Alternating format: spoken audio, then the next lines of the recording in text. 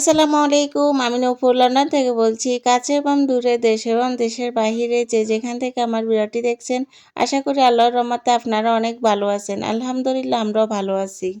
আজ আপনাদের সাথে ইফতারের একটি রেসিপি শেয়ার করব। আপনারা হয়তো দেখে বুঝেই গেছেন যে আজ আমি বুন্দিয়া রেসিপিটা বানাবো। ইফতারে কম বেশি আমরা সবাই বুন্দিয়াটা খেয়ে থাকি। তো কিভাবে আপনারা বাসায় বানিয়ে নেবেন? তো আজকের ভিডিওতে আমি আপনাদেরকে দেখাবো একদম পারফেক্ট রসালো ঝরঝরে বুন্দিয়া রেসিপি। আশা করি আপনাদের ভালো লাগবে। তো চলুন ফুল ভিডিওটি দেখে নিই। বুন্দিয়া বানানোর জন্য 1 কাপ বেসন নিচ্ছি। বেসনটা চেলে নেব। তো একটা স্ট্রেনারে নিয়ে নিচ্ছি। আর এর সাথে দেব 2 টেবিল চামচ চাউলের গুঁড়া। তো সব শুকনো উপকরণগুলো ভালো করে চেলে নেব যেন কোনো দানাদার অংশ না থাকে। বেসনটা চেলে ডো রেডি করলে ডোটা খুবই স্মুথ হবে আর বুন্দিয়াগুলো অনেক ফুলকো ফুলকো হবে। বেসনটা চেলে এখন স্প্যাচুলা দিয়ে খুব ভালো করে মিক্স করে নেব। বেসনটা রেডি করার জন্য এখানে নিয়েছি 1 কাপ নরমাল পানি। তো পানিটা একসাথে দেব না, অল্প অল্প করে পানিটা দিয়ে ডোটা রেডি করে নেব। 1 কাপ বেসনের সাথে 2 টেবিল চামচ চাউলের গুঁড়া ব্যবহার করলে খুবই মচমচে হবে বুন্দিয়া আর অনেক রসালো হবে আর একটার সাথে আরেকটা লেগে থাকবে না। আমি যেভাবে বানাচ্ছি আপনারা আমার সেম রেসিপিটা ফলো করে বানাবেন, তাহলে আপনাদের বুন্দিয়াও খুবই ঝরঝরে আর রসালো পারফেক্ট বুন্দিয়া হবে। আমি হ্যান্ড উইচ দিয়ে ডোটা রেডি করতেছি। আপনাদের কাছে যদি হ্যান্ড উইচ না থাকে তাহলে আপনারা হাত দিয়ে বা চামচ দিয়েও করে নিতে পারেন। তো এই যে অল্প অল্প করে পানি দিয়ে ডোটা রেডি করে নিচ্ছি।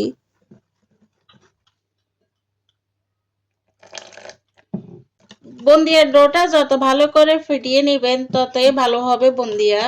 একদম ফ্লাফি একটা ডো রেডি করতে হবে। 4-5 মিনিট ভালো করে ফেটিয়ে নিয়েছি। এখন 1 চা চামচ দিয়ে দিচ্ছি রান্নার তেল।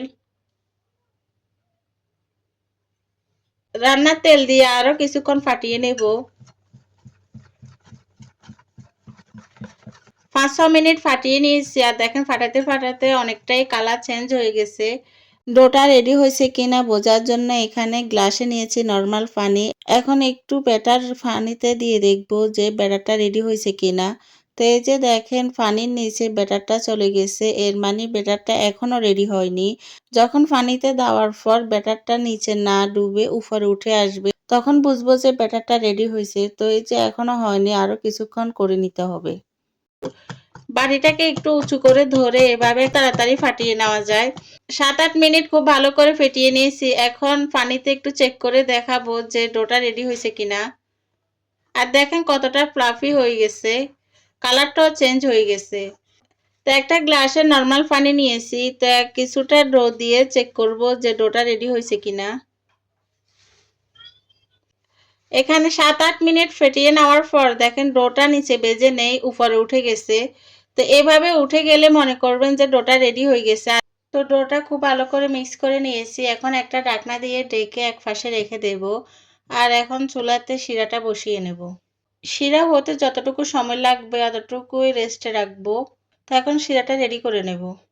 1 কাপ বেসনের বুন্দিয়ার জন্য 1 কাপ চিনি শিরা করে নেব। তো এখন দিয়ে দিচ্ছি 1 কাপ চিনি।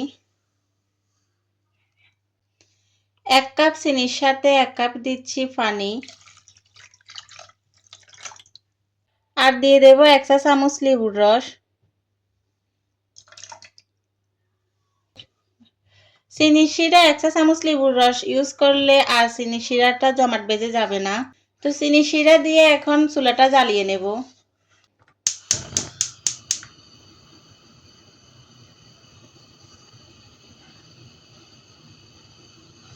শিরাটা জাল করে একেবারে ঘন করা যাবে না বা 1-2 তারও করা যাবে না।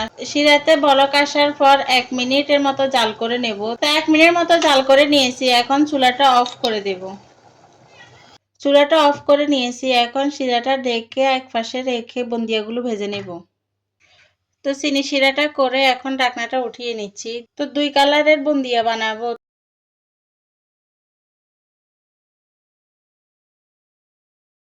2 কালারের বুন্দিয়াটা বানাবো। তো এখানে আমি ফ্রুট রেড কালারটা নিয়েছি। তো এই যে অল্প একটু কালার দিয়ে দিচ্ছি।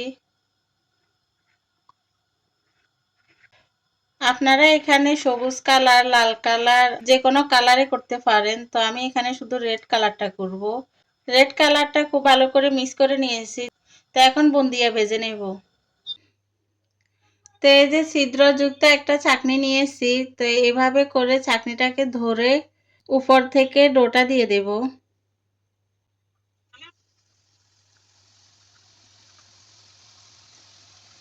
চুলার জালটা মিডিয়ামে রেখে তেলটাকে গরম করে নিতে হবে।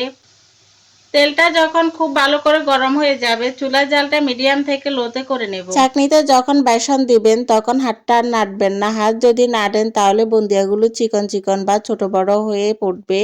তাই ব্যাটার যতক্ষণ না শেষ হয় ততক্ষণ পর্যন্ত হাতটা আর নাড়বেন না। যখনই বুন্দিয়া পড়া শেষ হবে তখনই চাটনিটা সরিয়ে নিব আর এইভাবে উল্টিয়ে পাল্টিয়ে 1 মিনিট সময় নিয়ে বুন্দিয়াগুলো ভেজে নিয়েছি। তো এই যে দেখেন কতটা সুন্দর কালার হয়েছে। সবগুলো বুন্দিয়া তেল থেকে উঠিয়ে নিয়েছি। তো দেখেন খুব সুন্দর করে ভেজে নিয়েছি। শিরাটা জাল করে ফাঁসের চুলায় রেখেছি আর দেখেন এখনো গরম আছে আর গরম অবস্থায় বুন্দিয়া দিতে হবে। শিরা যদি ঠান্ডা হয়ে যায় তাহলে বুন্দিয়া যদি দেন বুন্দিয়ার ভিতরে শিরাটা ঢুকবে না। তাই শিরাটা গরম অবস্থায় দিতে হবে। বুন্দিয়াগুলো দেওয়ার সাথে সাথে বুন্দিয়াতে শিরাটা ঢুকবে, তাই দিয়ে সবগুলো ভালো করে নেড়ে নেব। এখন একইভাবে লাল বুন্দিয়াগুলো ভেজে নেব।